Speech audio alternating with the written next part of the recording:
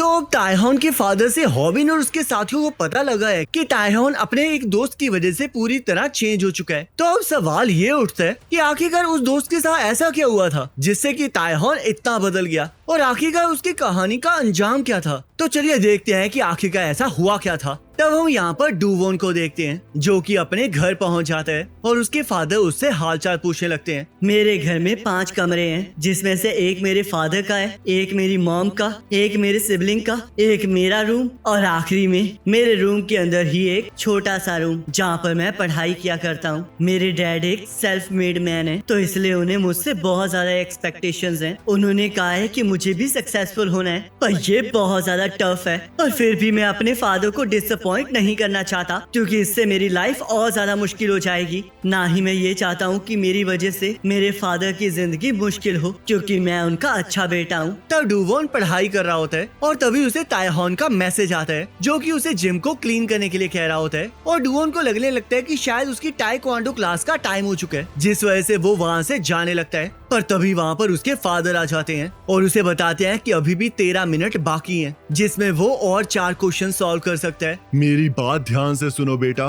तुम्हें अपने टाइम को बड़ा सोच समझ के स्पेंड करना होगा क्योंकि तुम्हारा फ्यूचर इसी पर डिपेंड करता है और मुझे लगता है कि तुम मेरी बात जरूर मानोगे। तो तायहॉन को जैसे ही पता चलता है कि डूवोन के फादर उसे अपनी मर्जी से अपनी लाइफ जीने नहीं दे रहे हैं तो वो उसे अपने फादर को मारने के लिए कहने लगता है जिसके लिए डूवोन मना कर देता है। पर तायहॉन उसे समझाता है कि जिस तरह वो एक्ट कर रहा है वैसे पपेट एक्ट करते हैं और अगर उसके फादर को पढ़ाई से इतना ही लगाव है तो उन्हें खुद जाकर पढ़ना चाहिए क्योंकि डूवोन को अपनी जिंदगी जीने का पूरा अधिकार है जिस वजह से वो जैसे चाहे वैसे अपनी जिंदगी को जी सकता है। तब तायहॉन डूवोन को अपने बालों को ब्लैक कलर करने के लिए कहता है ताकि कोई भी उसे स्कूल में तंग ना करे। पर डूवोन इस चीज से मना कर देता है क्योंकि उसके फादर को ये चीज बिल्कुल पसंद नहीं आएगी और वो अपने फादर को नाराज भी नहीं करना चाहता। तब तायहॉन डूवोन को उसकी तरफ देखने के लिए कहता है और वो पूरी तरह से घूम के पंचिंग बैग को एक जोरदार लात मारता है। मैं आज तक नहीं भूला हूँ कि वो केक कितनी ज्यादा ब्यूटीफुल थी। ये तो बहुत कमाल का है तायहॉन, तुमने ट्रिपल बार स्पिन किया है ना? ये एक 1080 डिग्री किक है और तुम्हें भी इसे ट्राई करके अपने बुलीज को हराना चाहिए। वैसे मैं तुम्हें बता दूं कि तुम बहुत ज्यादा लकी हो कि तुमने इस किक को इतने क्लोज से देखा है क्योंकि इस कंट्री में मुझे नहीं लगता कि 5 से ज्यादा लोग इसे कर सकते हैं। तब डूवोन को इससे कोई फर्क नहीं पड़ रहा होता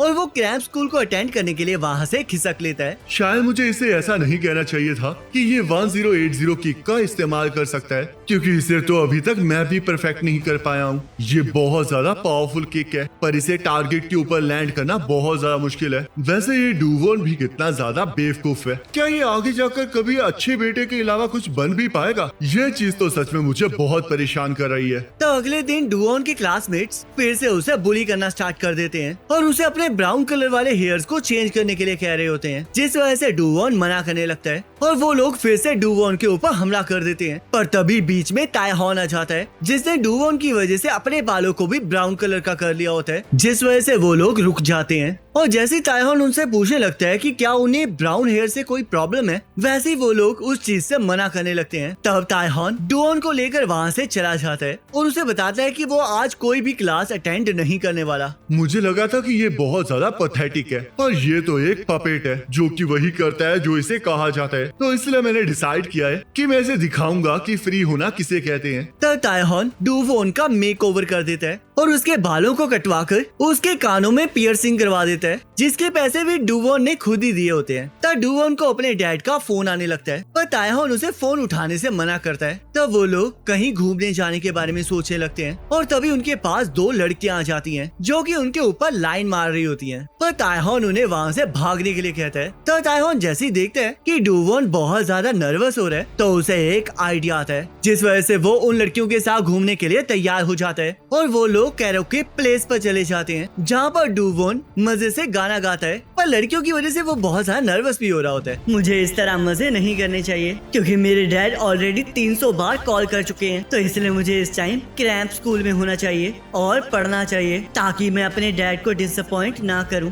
मुझे तो आज भी वैसा ही अच्छा बेटा बनना चाहिए जैसा कि मैं कल था, पर आखिरकार क्यों मुझे इतना ज्यादा मजा आ रहा है। तब वो सभी लोग मिलके मजे करने लगते हैं और ताइहॉन एक पंच मारने वाली मशीन को किक मारता है और उसके लिए किसी और को फंसा देता है। तब एक आर्केड गेम में ताइहॉन डूवोन से 40 सेंट्स मांगने लगता है, पर डूवोन के पास सिर्फ डेबिट कार्ड ही होता है, जिस वजह से वो ताइहॉन से माफी मांगने लगता है और उससे वादा करता है कि जब वो लोग अगली बार आर्केड में आएंगे तो वो उसे जितने चाहे उतने कॉइन्स देगा। तो डूवोन और ताइहॉन एक आर्केड गेम में एक दूसरे के साथ कम्पीट करने लगते हैं, जिसमें डूवोन ताइहॉन से काफी अच्छा खेल रहा होता है और ताइहॉन गुस्से में आकर उस मशीन को तोड़ देता है और बाहर सिगरेट पीने चले जाता है। तब एक लड़की ताइहॉन के पीछे पीछे घूम रही होती है और उससे उसका नाम पूछ रही होती है, पर तभी ताइहॉन उसके करीब आ जाता है और उसे पूछने लगता है कि उसे उसके करीब आने के कितने पैसे मिले हैं। तब हम देखते हैं स्किड गैंग वाले लोग वहाँ पर आ जाते हैं और ताइहॉन को चारों तरफ से घेर लेते हैं। तब चांद ताइहॉन से पूछने लगता है कि क्या वो पिछला स्कोर वहाँ पर सेट करेगा या फिर कहीं और। अगर मैं तुम्हारे साथ चलूंगा तो क्या तुम डुओन को जाने दोगे? उसका इस लड़ाई से कोई लेना देना नहीं है। तब चांद इस चीज से मना कर देता है। ऐसी बात है तो लगता है मुझे अब इस लड़ाई को जल्द से जल्द खत्म करना पड़ेगा,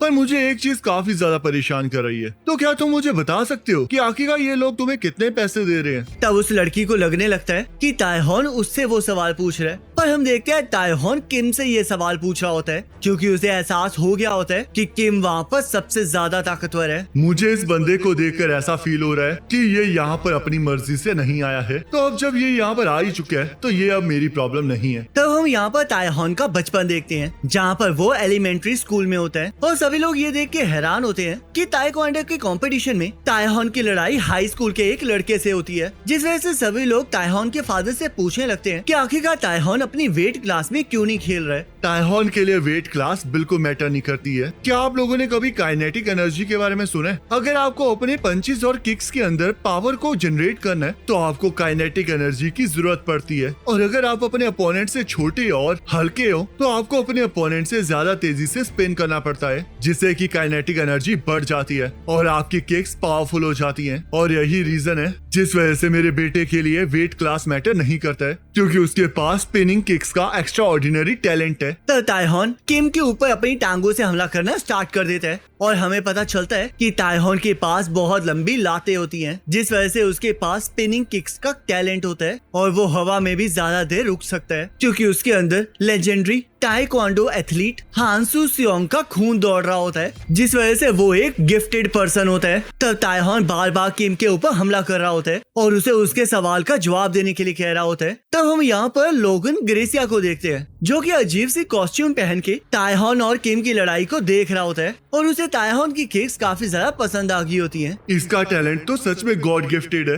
एक गिफ्टेड पर्सन जानता है कि अपने अपोनेंट को निराशा कैसे फील कराई जाती है, और अगर आपको सच में एक गिफ्टेड पर्सन बनना है तो आपको इस बात का ध्यान रखना पड़ेगा कि जब आपका अपोनेंट आपका सामना कर रहा हो तब वो पूरी तरह से होपलेस हो। ये लड़का जानता है कि गिफ्टेड पर्सन को पावरफुल क्या चीज बनाती है, क्योंकि इसने पक्का बहुत सारे अपोनेंट्स को निराशा में डाला हुआ है। पर आज इसका ये इफेक्ट काम नहीं कर रहा है, क्योंकि इसका सामना एक बीस्ट से हो रहा है। इसका ओपोनेंट किसी भी मार्शल आर्ट में ट्रेंड नहीं है और इस बीस्ट को तो ये भी नहीं पता है कि निराशा होती क्या है। मुझे इसी तरह के वाइल्ड एनिमल्स बहुत ज्यादा पसंद है, क्योंकि ये लोग जिंदा रहने के लिए अपने ओपोनेंट पर पागलों की तरह हमला करते रहते हैं। आज की फाइट एक जीनियस और बेकाबू बीस्ट के बीच में है, जिसका तो अभी तक पोटेंशियल भी बाहर नहीं आया है। कोरिया तो सच में बहुत ज्यादा इंटरेस्टिंग है। तब किम ताइहॉन के ऊपर पागलों की तरह हमला करना स्टार्ट कर देता है, जिससे ताइहॉन को भी काफी प्रॉब्लम हो रही होती है, क्योंकि किम के पास मॉन्स्टर जैसी पावर होती है, जिस वजह से वो ताइहॉन के ऊपर भारी पड़ रहा होता है। पर ताइहॉन भी हार मानने के लिए तैयार नहीं होता और किम को एक लात मारता है, पर उसे समझ नहीं आ रहा होता कि आखिर किम पैसों के लिए अपनी जान जोखिम में क्यों डाल रहा है। मैं ये नहीं करना चाहता हूँ क्योंकि मुझे ये एक अच्छा लड़का लग रहा है, पर मेरे पास कोई और चॉइस नहीं है, क्योंकि अगर मैं ऐसा नहीं करूँगा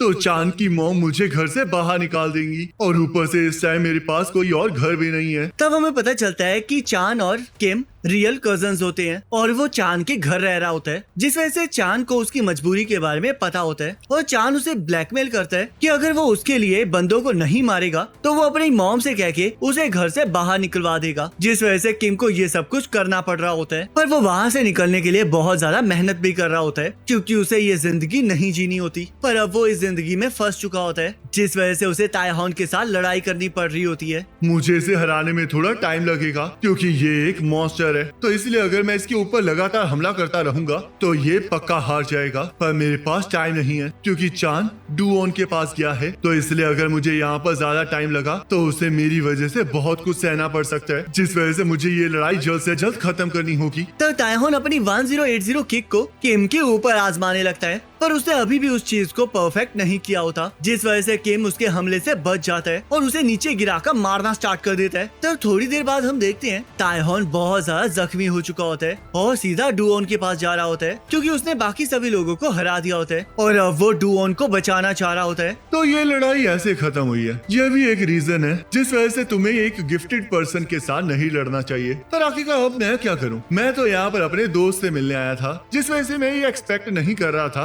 कि मैं किसी को अपना स्टूडेंट बनाऊंगा। पर इस वाइल्ड बीस्ट के ऊपर मुझे इंटरेस्ट आ गया है, जिस वजह से अब मैं इसे ट्रेन करूंगा। तब यहाँ ताइहॉन आर्केड सेंटर पहुँच जाता है और ये उम्मीद करता है कि वो ज्यादा लेट नहीं हुआ होगा। पर तभी वो वहाँ जाकर शॉक हो जाता है, क्योंकि वो देखता है कि डुओन ने 1080 डिग्री वाली किक से चांद को उड़ाकर पटक दिया होता है और वो किक ताइहॉन को बहुत कमाल की लगी होती है। मुझे यकीन नहीं हो रहा कि इसने उस किक का यूज किया है जिसे मैं भी परफेक्ट नहीं कर पाया हूँ। ये तो सच में एक गॉड गिफ्टेड पर्सन है। तब हमें पता चलता है डुओन ने चांद के ऊपर इसलिए हमला किया होता है क्योंकि उसे पता लगा होता है कि ताइहॉन खतरे में है, और तब वो ताइहॉन को वहाँ पर देखकर उसे गले लगा लेता है और उसका हाल चाल पूछने लगता है। एक गिफ्टेड पर्सन जानता होता है कि उसे अपने अपोनेंट को निराश कैसे फील करवाना है, और उस दिन पहली बार ऐसा था जब मुझे मेरी जिंदगी में निराशा फील हुई थी, और उस टाइम मैंने ऐसे एक्ट किया था जैसे कि मैं एक छोटा बच्चा हूँ। तो ताइहॉन को डुओन को देखकर बहुत ज्यादा गुस्सा आ जाता है और वो उसे खुद से दूर रहने के लिए कहता है,